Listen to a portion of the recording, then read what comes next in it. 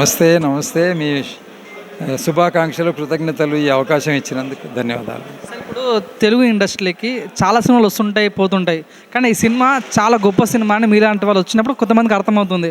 So మీరు trailer చూశారు, audio launch కూడా వచ్చారు. సో మీ ఇప్పుడున్న సమాజానికి ఈ వ్యూవర్స్ మీరు ఏం చెప్తారు సార్?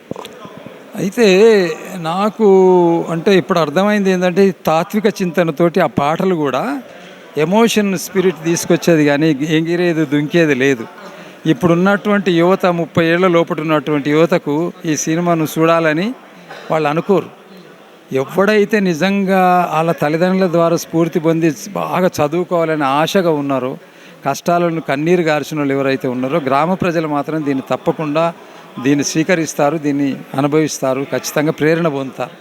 కానీ నగరాలలో ఉన్నటువంటి ఈనాడు టీవీ షోలు వీటేమంటారు సోషల్ మీడియా ఇవి అని చూసేటోళ్ళంతా కూడా అది ఎంత మంచిదనో కూడా చూడరు. కాబట్టి దీనికి పాటలు ఎమోషన్ వచ్చేటివి కూడా ఒకటి రెండు పాటలు అవి ఎట్లా ఉన్నాయో నాకు తెలియదు, కానీ నేను ఆ రెండిట్లో మాత్రం గ్రహించింది ఏంటంటే ఈ రకంగా దీన్ని ఒక స్పిరిచువల్ అంటే ఆధ్యాత్మిక ఒక తత్వవేత్త యొక్క హృదయాన్ని ఆవిష్కరిస్తున్నట్టు, అంటే ఒక సమసమాజ నిర్మాణంలో భాగంగా ఒక దుఃఖరసం అయితే ఉన్నటువంటి రౌద్రరసం కాదు, దుఃఖరసమైనటువంటి సినిమా ఇది, ఆలోచింపజేసే సినిమా. కాబట్టి ఇది దగ్గరికి రావాలంటే స్టార్టింగ్లో ఒక పాట ఎట్లా ఉండాలంటే అది అద్భుతంగా ఉండాలి, అంటే మొత్తం అంతా వర్ణించినట్టు ఉండాలి, మొత్తం అంతా సారాంశం అంతా రావాలి సినిమా అని నేను అనుకుంటున్నా.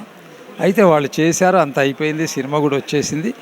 ఏది ఏమైనా 100కి 75 అంటే 80% ఉన్నటువంటి ఎస్సీ ఎస్టీ బీసీ మైనారిటీస్ ఖచ్చితంగా 80%లో 40% అన్న గ్రామాల్లో చూస్తారని నా యొక్క ఖచ్చితంగా ప్రగాఢ విశ్వాసం. ఆ 40 మంది చూసినంటే 4 కోట్ల మంది చూసినట్టు నేను అనుకుంటాను. కాబట్టి ఆ తీసినటువంటి ఎవరైతే నిర్మాత ఉన్నాడో, ఆ యొక్క హీరోయిన్లు ఎవరైతే ఉన్నారో పొన్నం వాళ్ళ కుటుంబాన్ని నేను ప్రత్యేకంగా కృతజ్ఞత తెలియజేస్తున్నా. చాలా శ్రమ పడ్డారు.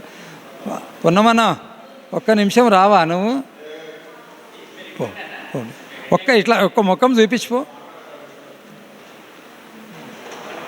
సరే, అంటే ఈ సినిమా ఆల్రెడీ రిలీజ్ అయిపోయింది వేరే స్టేట్లో, అక్కడ రాజకీయాలు కూడా తారుమారైపోయినాయి. అంటే ఈ సినిమా చూసిన తర్వాత రాజకీయం ఎక్కువ ఉంటుంది. ఇప్పుడు తెలంగాణలో బీసీ యుద్ధం చాలా స్ట్రాంగ్ ఉంది.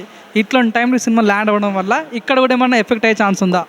90% దీన్ని ఎమోషనల్గా ఖచ్చితంగా గుండెలలో కత్తుకొని ఈ సినిమా ఖచ్చితంగా కూడా జయప్రదం అవుతుందని నా ప్రగాఢ విశ్వాసం. ఎందుకంటే 42% నోటికాడి బుక్క కొట్టేసినటువంటి సందర్భంలో ఎలక్షన్స్ వచ్చి పాత లెక్క ప్రకారంగా చేస్తున్నారు.